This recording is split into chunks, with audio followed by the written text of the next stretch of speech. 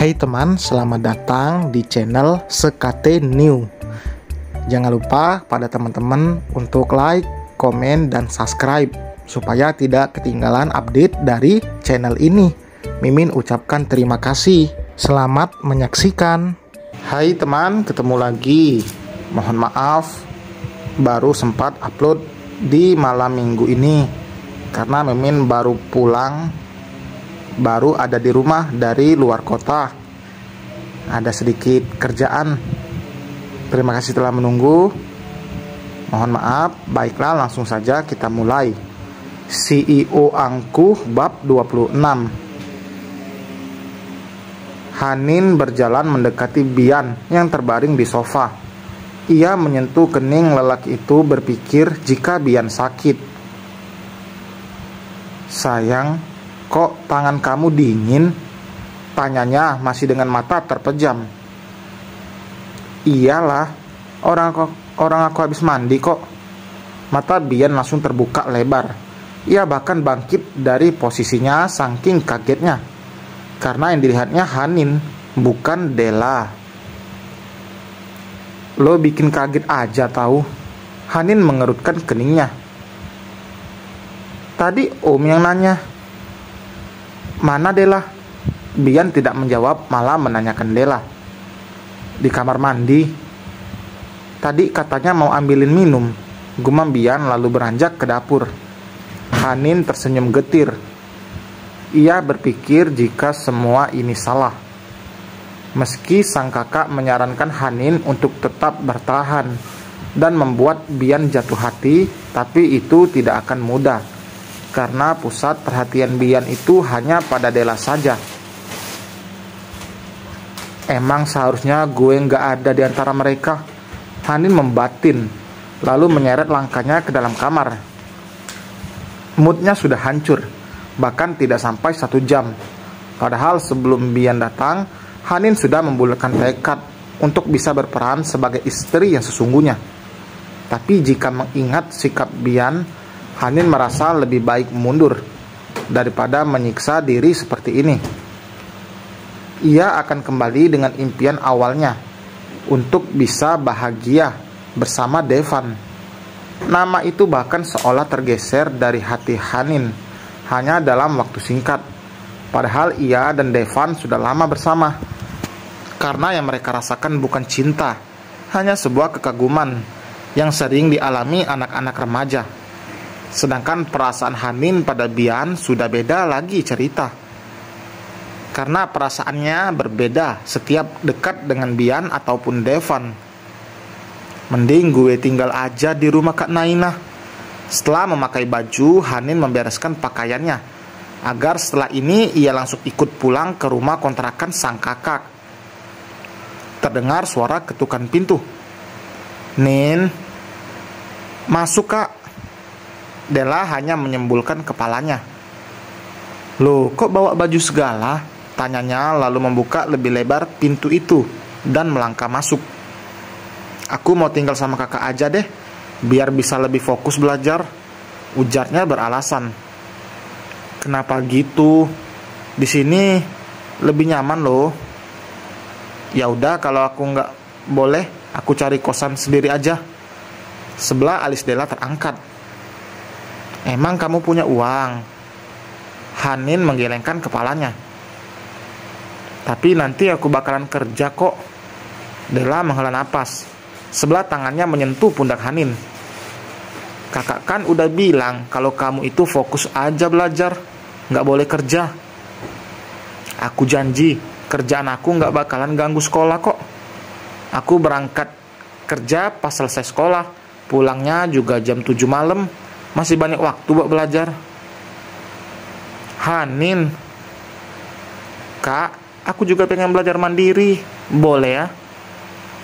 Ya udah, tapi kamu kalau mau nginep di rumah kakak harus izin dulu sama suamimu. Hanin mencebik.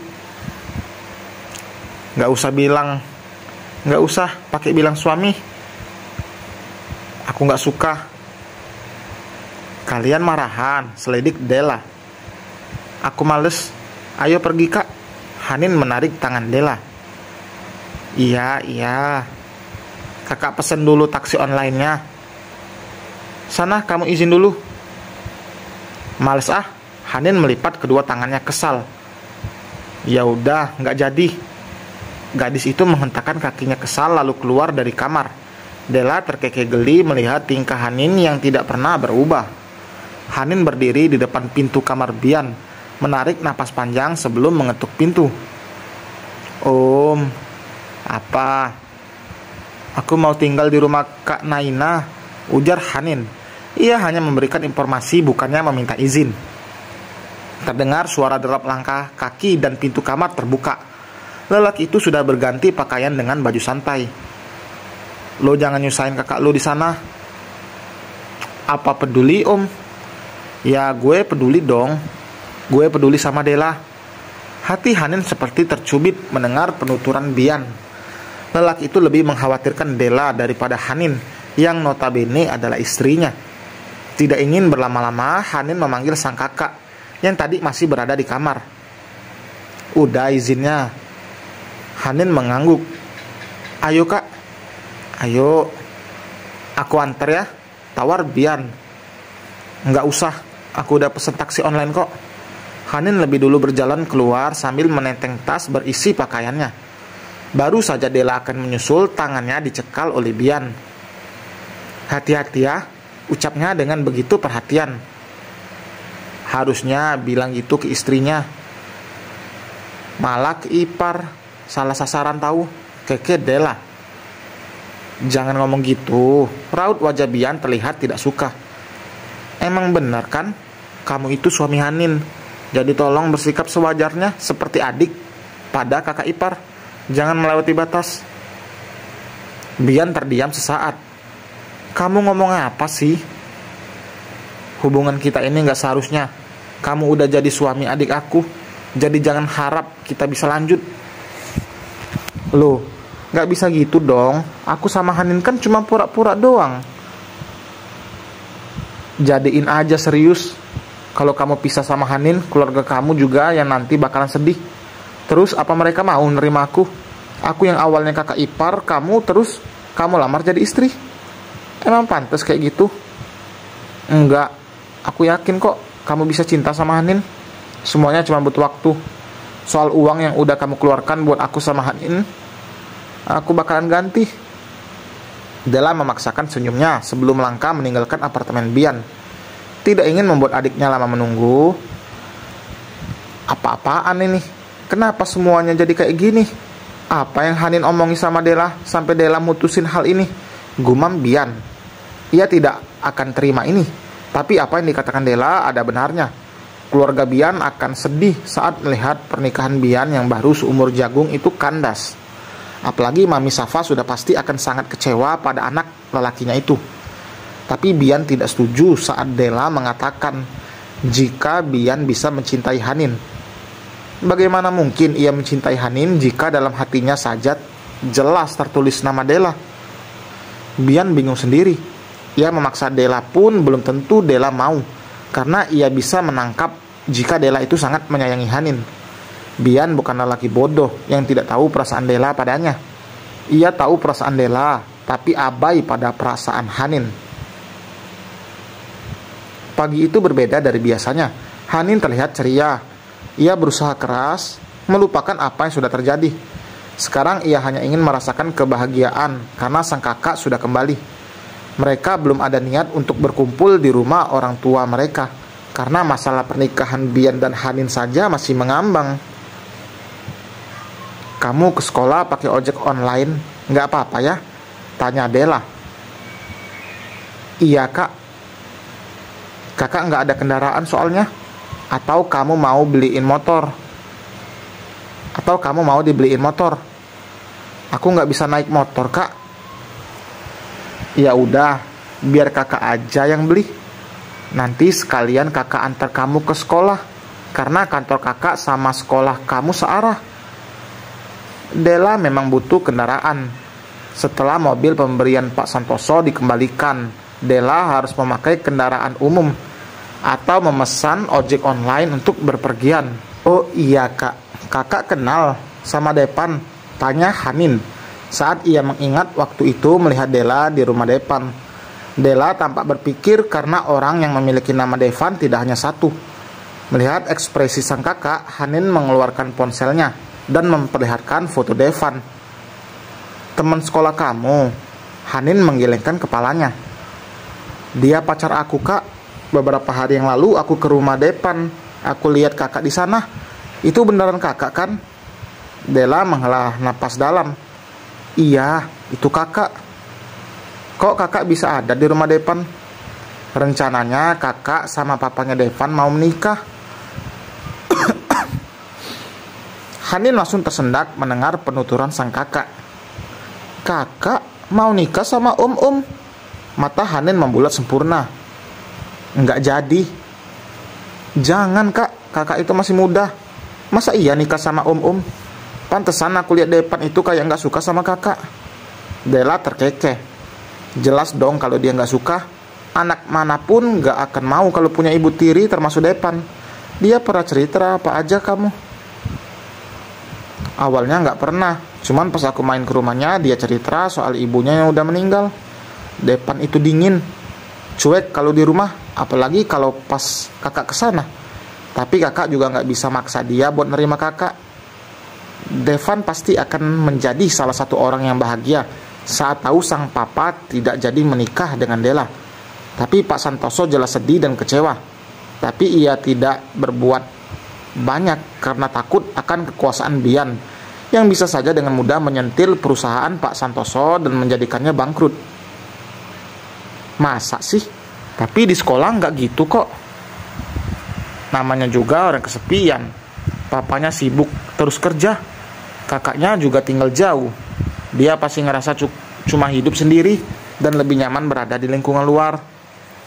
Sekarang Hanin mengerti kenapa Devan jarang sekali cerita. Ternyata kehidupan keluarga Devan pun tidak seindah yang dipikirkan. Dia begitu kesepian di rumahnya yang mewah. Hanin pun sama. Ia memang masih memiliki orang tua lengkap, namun sayangnya orang tuanya agak sedikit berbeda meski sekarang sudah mulai ada perubahan.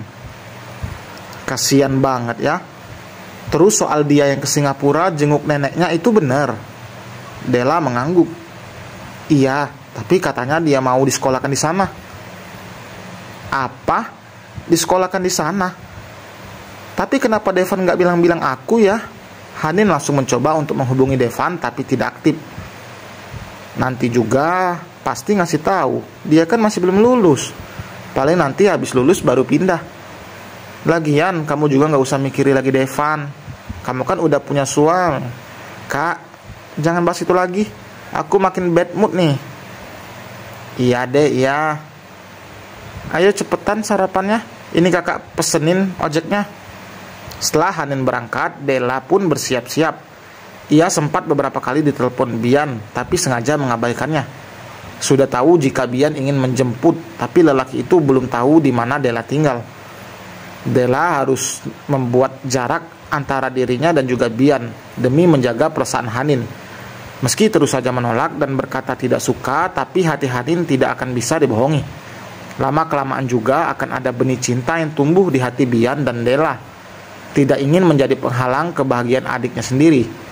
Yang membuat berat adalah Bian yang keras kepala. Lelaki itu harus selalu mendapatkan apa yang menjadi keinginannya. Tapi Della harus bisa lebih keras dari Bian jika tidak ingin kalah oleh lelaki itu. Sampai di kantor, Della bahkan sudah melihat Bian duduk manis di mejanya. Tidak biasanya lelaki itu datang lebih awal daripada Della. Tanpa diminta, Della membuatkan kopi karena memang itu kebiasaan Bian. "Kita bicara sebentar." Della tersenyum. "Maaf Pak, di jam kerja saya tidak bisa bicara hal pribadi. Permisi." Ia melenggang keluar dari ruangan itu. "Semangat banget sih yang hari pertama kerja." "Iya dong, di sana gue bakalan betah karena nyium wangi kue dari datang sampai balik." Kekeh Hanin. "Pasti lo bakalan betah, apalagi Mas Bara bakalan nemenin di sana. Tokonya kan baru buka, jadi Mas Bara sendirian jadi kasirnya. Tapi hati-hati lo." Kening Hanin berkerut. "Hati-hati apa? Nanti lo naksir sama dia lagi." Tawa Hanin langsung pecah. Dengar ya, ia pun naksir, gue sadar diri kali. Masa cowok seperspek Mas Bara mau sama gue? Kali aja, Mas Bara itu orangnya emang pilih-pilih. Tapi kalau udah jatuh ke suatu hati, nggak bakalan dilepas. Dah ah, pakai ngomongin ini segala. Ojek gue udah di depan oh. Hanin berjalan menjauh tanpa memperdulikan Ambar yang memanggil namanya. Tidak butuh waktu lama lagi Hanin untuk sampai di toko kue milik Bara. Beberapa hari Hanin akan pulang sore, jadi hanya beberapa jam saja ia bekerja. Setelah 2 minggu baru akan selesai. Setelah 2 minggu baru akan bekerja sampai malam. Saat Hanin sampai, toko dalam kondisi tidak terlalu ramai. Gegas ia mengganti seragam sekolahnya dengan seragam toko, lalu menghampiri Bara yang melambaikan tangan pada gadis itu. Jagain sebentar, aku terima telepon dulu. Tapi mas, aku kan baru. Nggak apa-apa, sambil belajar. Lagi pula semua ada bandrol harganya kok. Sebentar doang. Bara melangkah keluar dari toko untuk menerima telepon. Meski agak ragu, Hanin tetap melakukan tugasnya. Beruntung ada yang membantu. Hanin, kamu ngapain di sini? Hanin yang fokus menghitung belanjaan sontak menoleh. Matanya membulat sempurna. Mami. Dan selesai teman, terima kasih telah mendengarkan. Happy weekend, mohon maaf telah menunggu. Selamat malam minggu, selamat liburan. Jangan lupa like, komen, dan subscribe. Sampai berjumpa di bab berikutnya. Bye.